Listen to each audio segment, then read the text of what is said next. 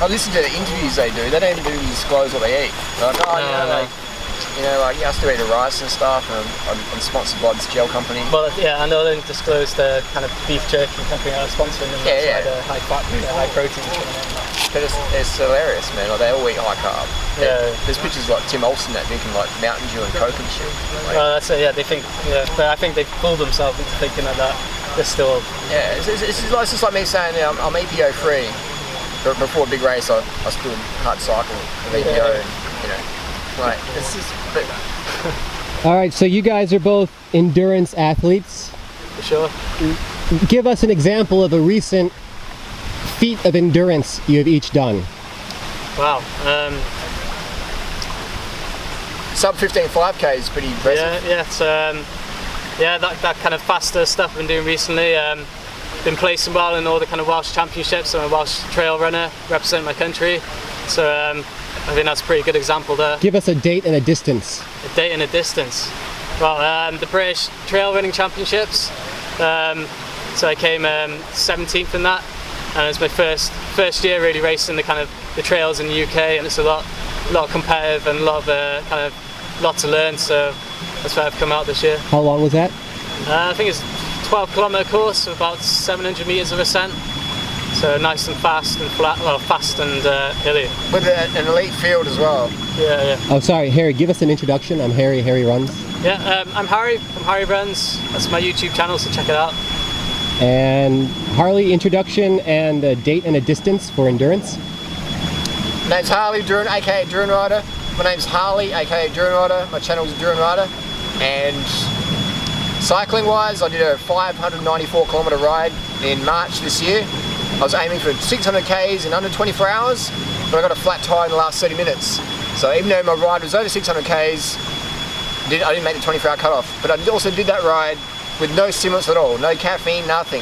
So the reason why I did it with no stimulants, when you use stimulants, it's easy to ride 600 Ks in 24 hours.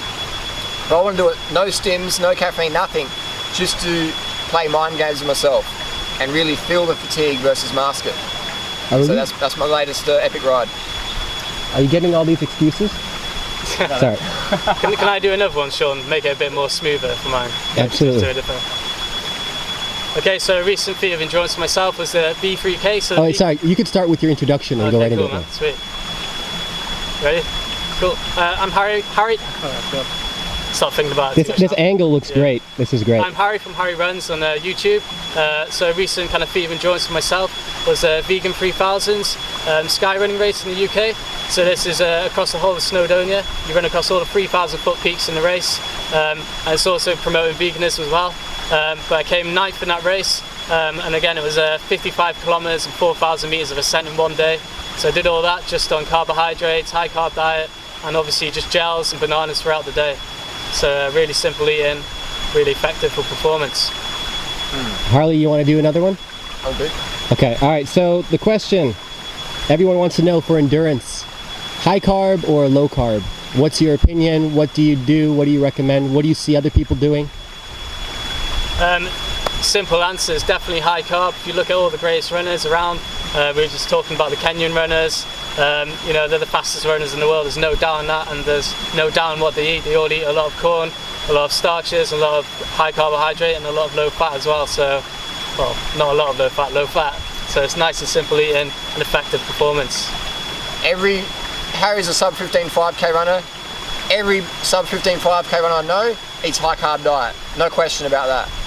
No question at all. The world's fastest runners on the best drugs, EPO, etc., blood doping, oxygen vector doping, they all eat a high carbohydrate diet.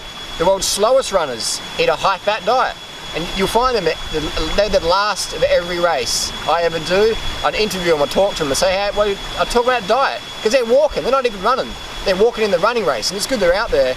But I interview these people, I talk with them, and 100% of the time, the last people are the low carbers, because they're so fatigued, they can't even run properly. And people say, oh, there's some high fat runners out there. They're not. There's these ultra runners like Tim Olsen and that. They're sponsored by like First Endurance, which is like a refined sugar gel company. And you see photos of Tim just guzzling back gels or drinking Coke or Mountain Dew or Cliff Bars. I'm like, come on, man. That's like me saying I don't do EPO except a month out of the competition, then I'll do it. You know, it's like you either do high carb or you don't do it. If you do high fat or you don't. So Tim, he relies on carbohydrates for performance, just like we all do and everyone else does. Anyone who says they're high fat runner, I challenge you, $50,000 to beat one of my hard carb runners in a marathon. And the only condition is you can use as much EPO as you want. The only condition is the week before the race, we lock you down and we monitor you what you eat, everything you eat. So there's no cheating. There's no carbs getting snuck in. $50,000. Who's going to be first? Sounds fair. Who's going to be first? No one's going to do it. I put this challenge out last year. No one took it up. If someone offered me $50,000 to run a fucking marathon, I'd fucking do it tomorrow. All right, so we want to know then, people know macros. So what would be the macros you recommend, like percentage of calories from carbs or fats for best athletic performance? And like, can you give us an example of a staple meal that you eat? Yeah, so for myself, I usually, without focusing about it just naturally, over time you kind of develop the diet, and it's definitely around 80% carbohydrates, if not more. And that's just through simple eating, just eating lots of fruit, lots of potatoes, lots of sweet potatoes. Back in the UK, a simple meal for me, which is just so nice and enjoyable, just be a whole plate, just full of sweet potatoes, just broccoli, peas, some nice vegetables on there as well. But just something like that, just full of nutrients, full of goodness and vitamins, but just full of sugar. It's just so sweet and just feels good, tastes good, and you're just ready to go after it and train day in, day out. There's no disputing that it's the most effective thing for performance. Yeah, sounds good. Makes me hungry. You agree? Like, again, your macros and like my a macros, sample meal? Same as Harry. Another way for me to put it would be 700, 50, 50. So I aim for about 700 grams of carbs per day, and under 50 grams of fat, and under 50 grams of protein. The reason why I eat low protein, low fat is because my main sport is cycling, a little bit of running, and it's all about excess body weight, you're going slower. So there's no point in me having a $10,000 bike if I'm carrying a few extra kilos. Might as well ride a $1,000 bike. So I keep my protein and fat intake low. If I'm getting too underweight though, I'll bring it back up. How do I know if I'm getting too underweight? I get too many troll hater comments on YouTube. So now I go out and smash in some more fried vegan food. Eat more fat if you want to gain more fat. Same with protein, eat more if you want to gain more. Do you guys ever indulge or see yourself eating higher fat for a certain period of time? And if you do, what kind of fats would you eat? Is that like off season? Me, myself, to be honest, like fat now just doesn't, let's say maybe I'll have more of a high kind of fatty, kind of fried meal, but that's purely because I'm after something with rice, after something with vegetables, and it just happens to be prepared with the oil at the time. High fat foods just don't really interest me too much these days. Maybe now and again I'll indulge in something like an avocado chocolate mousse or something like that, but that's very rare myself. Or maybe a vegan cake now and again, but primarily just happy enough on the high carbohydrates. Just keep it simple and feel good with it, enjoy it. Because when you run as fast as Harry does, every gram counts. Yeah, you don't want to waste time every gram down of weight something that's going to slow you down. Yeah. Do you see food purely as like fuel, or do you have like, emotional connection to food? Do you have like cravings, or do you see food just as like fuel for your running, for your lifestyle? I definitely feel like there's points where I'm really focusing on a goal, a race goal, or time, whatever it is. I definitely see food in a certain light as fuel and as the concentrated source to what I'm trying to achieve. Because if you eat right and you take care of yourself, what you can achieve is endless. So definitely, if you're keeping yourself high carbohydrate diet, that definitely comes into play. But so definitely have some kind of emotional attachment with food in those circumstances. But I mean, day to day, once you get yourself into a rhythm, once you get yourself into habit and routine, and you're just enjoying what you eat every day. If you eat like this, if you're eating your fruit and you're eating your sweet things, you're never kind of denying yourself of what you really want to eat, because you're always enjoying it and you always feel good for it, and your body responds to that as well as your brain does. So it just becomes second nature. You don't think about it. Ditto. Nice. I don't know, any other final closing thoughts about fuel, athleticism, moving your body? Maybe a tip for a beginner? Any kind of closing thoughts?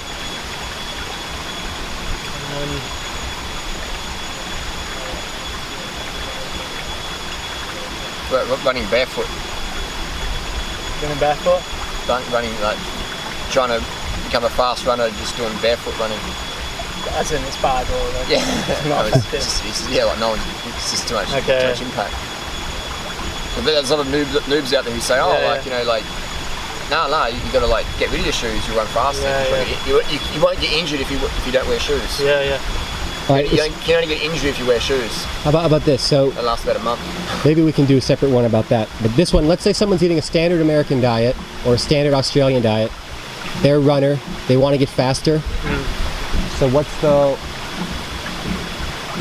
the one tip that you would give? Someone eating a standard American diet just wants to make one small tweak. What would it be? Yeah, so if you're a runner and you're eating a standard American diet, so obviously that's a lot of high fat, high protein. Just one simple tip: if you want to get faster, you want to be a better runner, just eat more carbohydrates. Simple as that. So, you know, if you focus on really putting your attention into carbohydrate foods, so more, you know, potatoes, rice, more fruits, then naturally you'll start eating less fat as it is, because you'll be more fuller on those foods, and you start to feel better when you eat those foods, and you'll have more energy and more enthusiasm. And with that, your body weight will cut down and the speed will come. You know, that's a major thing in running or cycling or anything, is obviously the smaller guy you are, the less weight you've got to carry up that mountain or along that road, the faster you're going to go. So just focus on the carbohydrates and it'll all come in time. All the people I know have halved their body weight, all did it from high carb, low fat, low protein. So if you're eating a standard Aussie diet, I know elite runners in Australia who eat a standard Aussie diet and they have eating disorders. They have to calorie restrict so hard because their coaches are going, have some whey protein. So they have the whey protein, then they're like puffing out, their legs are getting swole, and they're just going, well, I've got to eat less then. I'm eating the right foods, but I've got to eat less then. So then they develop eating disorders. And I see this in so many runners. We even have like Benita Johnson, the fastest, I think she's the fastest female marathon in Australian history. Now she doesn't look like she's a runner.